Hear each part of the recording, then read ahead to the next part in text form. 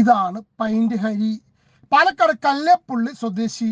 ഹരിയൊക്കെ ഉള്ളത് കൊണ്ടാണ് beverage corporation നിലനിന്ന് പോരുന്നത്. പാലക്കാട് എക്സൈസ് ഉദ്യോഗസ്ഥർ രാവിലെ തന്നെ ഹരിയെ പൊക്കി. വെറുതെയല്ല, 30 ലിറ്റർ വിദേശ മദ്യവും ഉണ്ടായിരുന്നു. അതായത് 60 പൈന്റുകൾ.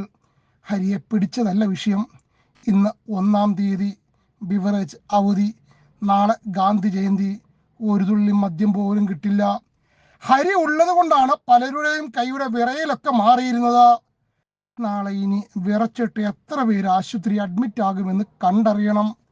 ഡ്രൈഡേയിൽ മാത്രമേ ഹരി മദ്യം വിൽക്കൂ. ബാക്കിയുള്ള ദിവസം ബിവറേജിൽ കിട്ടുമെന്നാണ് ഹരി പറയുന്നത്. പൈന്റ് ഹരിയെ പോലെ ഉള്ളവർ ഉള്ളത് കൊണ്ട് ബിവറേജ് കോർപ്പറേഷൻ വലിയ കുഴപ്പമില്ലാതെ പോകുന്നു. എന്നാലും സങ്കടമുണ്ട്. 1ഉം 2ഉമല്ല, 30 ലിറ്റർ മദ്യമാണ് എക്സൈസുകാർ കൊണ്ടുപോയത്.